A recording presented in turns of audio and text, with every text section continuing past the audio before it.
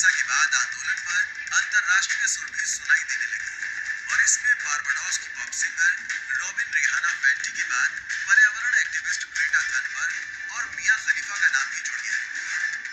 कल रिहाना ने किसान आंदोलन से जुड़े एक रिपोर्ट को रीट्वीट करते हुए सवाल पूछा था कि हम इसके बारे में बात क्यों नहीं करते, लेकिन ग्रेटा थनबर्ग ने किसान आंदोलन के मुद्दे को आगे बढ़ाते हुए बाकायदा आंदोलन की पूरी टूलकिट जारी कर दी। इस टूलकिट को आप किसान आंदोलन के लिए समर्थन जताने की पूरी स्क्रिप्ट कह सकते हैं, क्योंकि इसमें आंदोलन कब, कहां, कैसे करना है और सोशल मीडिया पर इसकी ब्रांडिंग क्या होनी चाहिए, इसमें इसकी पूरी रणनीति बनाई गई है। कमला हैरिस की भांजी मीरा हैरिस ने भी इस बारे में ट्वीट किया है। नमस्कार, आप देख रहे हैं द रत्नेश टॉक और मैं हूं रत्नेश रंजन। मेरे सभी सामाजिक परिवार के सदस्यों का बहुत बहुत स्वागत है।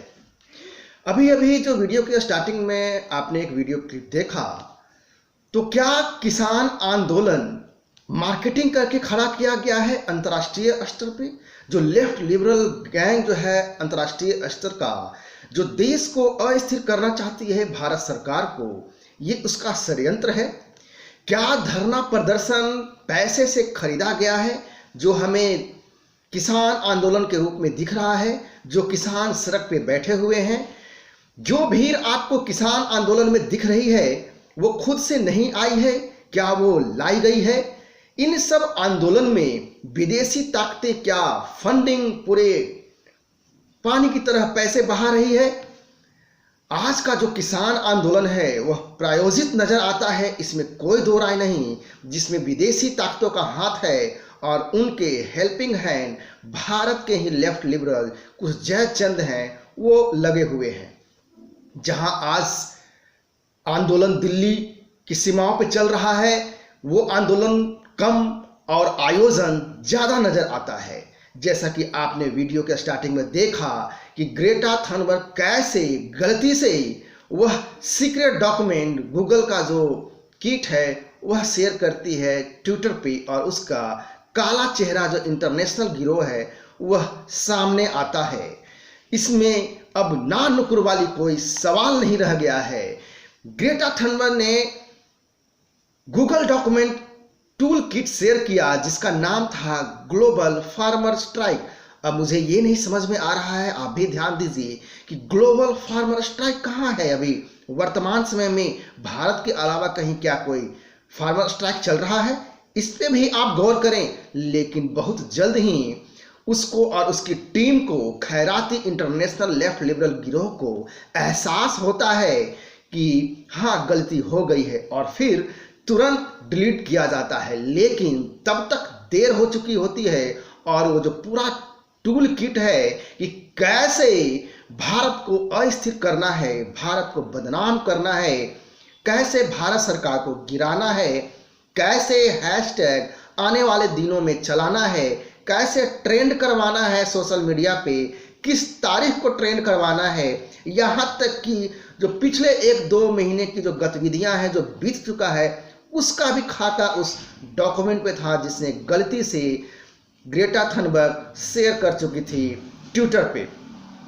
और साथ ही साथ कैसे ट्रेंड करवाते समय किस किस को टैग करना है इसकी भी जानकारी उस डॉक्यूमेंट में उपलब्ध थी।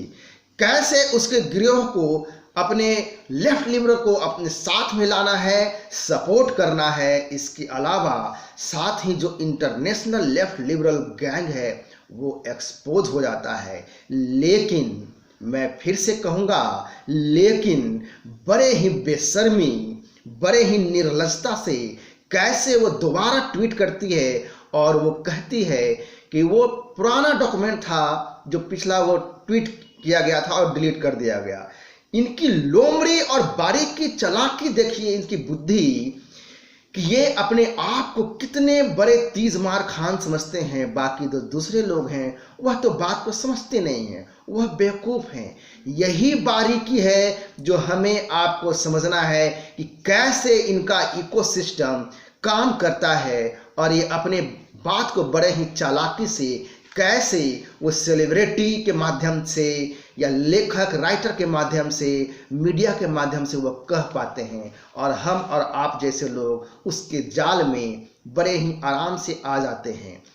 लेकिन गौर करने वाली बात यह है कि जिसका कृषि आर्थिक मामलों से कोई दूर दूर का नाता नहीं, उसकी क्या बातें मान्य होनी चाहिए।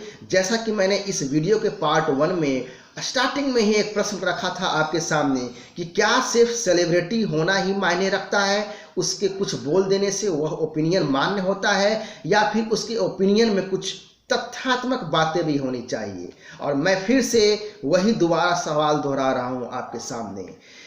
ये तीनों हस्तियां जो अलग अलग क्षेत्र में हैं, दूर दूर तक इनका एक दूसरे से कोई नाता नहीं है, क्या ये भारत को जानते हैं, समझते हैं? कितना समझते होंगे? सिटीजनशिप अमेंडमेंट एक्ट के दौरान भी आपने देखा होगा कि जावेद अख्तर का जो बेटा है फरहान अख्तर, वो मुंबई में एक आंदोलन चल रहा था, शायद आज़ाद आंदोलन, आज़ाद मैदान नाम था उसका, और वहां पे पत्रकार पूछता है कि आप विरोध करने आए हैं, इसमें क्या खामियां हैं, क्या गलत है? तो देखिए उसकी मूर्खता, गधापना। कहता है कि इतने सारे लोग हैं, इकट्ठे हैं, तो जरूर कुछ गलत होगा। मतलब सामान्य लोग यदि देखेंगे, समझेंगे कि देखो एक सेलिब्रिटी आया हुआ है तो डेफिनेटली कुछ ना कुछ गलत है, तभी इतने लोग इकट्ठा हैं। लेकिन जो सेलिब्रिटी है वो खुद कह रहा है कि इतने लोग इकट्ठे हैं तो इसलिए मैं भी आया हूं, क्योंकि जब इतने सारे इकट्ठे लोग हैं तो गलत जरूर कुछ ना कुछ होगा। तो क्या भीड़ जुटा लेना भी एक तथ्यात्मक बात को गलत सिद्ध करने का तरीका है? इस पे भी आप गौर करें। इसी ढंग से सिटीजनशिप अमेंडमेंट एक्ट के टाइम पर जो बिल आया और हो हंगामा हुआ, रूबिका लियाकत अपने चैनल के मंच से पूछती है सोना भास्कर से, क्या आपने ये कानून पढ़ा है सीएए का?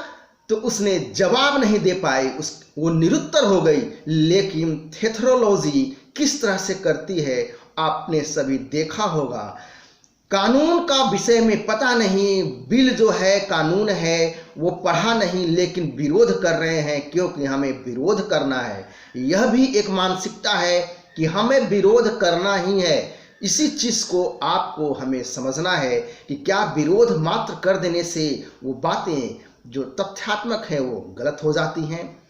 अब मैं आता हूं दूसरे बात पर कि ये जो अपने अलग अलग क्षेत्र पे जो खलीफा है, ये पॉर्न स्टार, और इसके अलावा जो रिहाना पॉप स्टार है, सिंगर है, और एक ग्रेटा थनबर्ग, ये तीनों का अलग अलग क्षेत्र है। अपने क्षेत्र से कोई नाता नहीं है। एक तो अर्धनग्न होकर के फोटो, वीडियो, म्यूजिक चलाती है, तो एक पूरी तरह से अपने शरीर को ही बेच रही है। तो तीसरी ऐसी है जो 9-10 साल की है, वो कितना ग्रेटा थनबर्ग कितना विशेषज्ञ है पर्यावरण का, कोई 9 साल की उम्र में कितना बड़ा विशेषज्ञ हो सकता है। आप ही इसको अंदाजा लगाइए कि क्या षड्यंत्र चलता है। जबरदस्ती का एक इंटरनेशनल अवार्ड दे करके सेलिब्रिटी बनाया जाता है और उसके माध्यम से बात को कहवा करके तवज्जो देने का कोशिश किया जाता है कि देखो एक सेलिब्रिटी कह रहा है या कह रही है तो जरूर कुछ ना कुछ सही होगा। लेकिन आप इस पे भी गौर करें कि क्या इनकी आवाज़ें पाकिस्तान के अंदर बलूच, सिंध पे जो अत्याचार हो रहे हैं, आए दिन हत्या, बलात्कार की जो खबरें आती हैं, क्या उस पे इनकी जो बुद्धिमता है, जो इंटेलिजेंसिया, जो माइंड है, क्या काम करता है? नहीं, इनके मुंह सिल जाते हैं। उइगर जो मुसलमान हैं चाइना में, वहां पर इनकी चुप्पी हो जाती है। अफगानिस्तान हो या दूसरे मुस्लिम कंट्री हो, वहाँ जो सामाजिक कुरीतियाँ हैं उस पर ये बोलने में इनकी फ्रीडम ऑफ एक्सप्रेशन तेल लेने चली जाती है।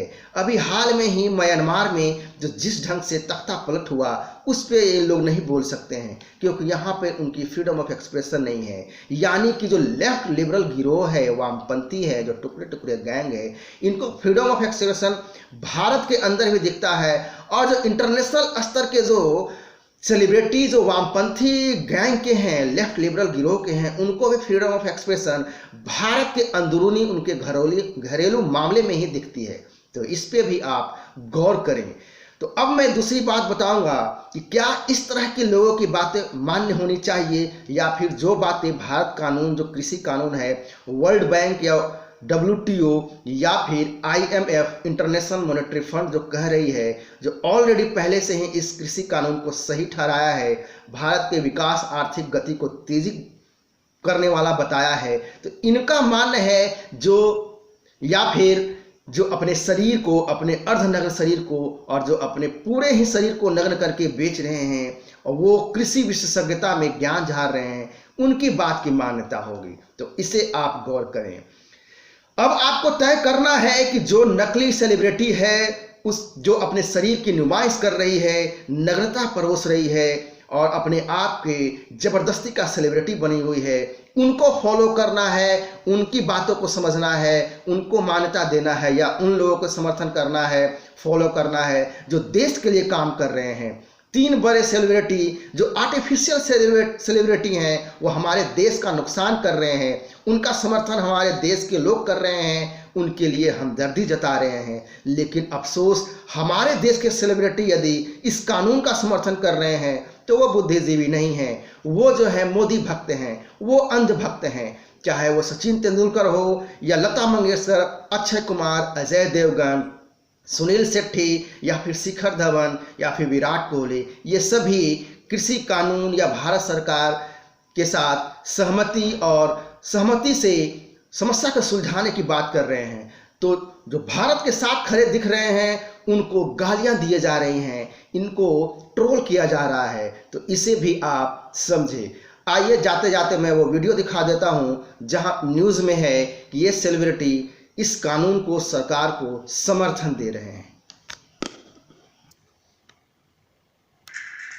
लता मंगेशकर, अजय देवगन, सुनील शेट्टी, अक्षय कुमार सबने एक सुर में कहा कि अपने अंदरूनी मुद्दों को सुलझाने में देश सक्षम है, किसी बाहरी की जरूरत नहीं। कोहली ने ट्वीट किया, असहमति के इस वक्त में हम सभी एकजुट हैं।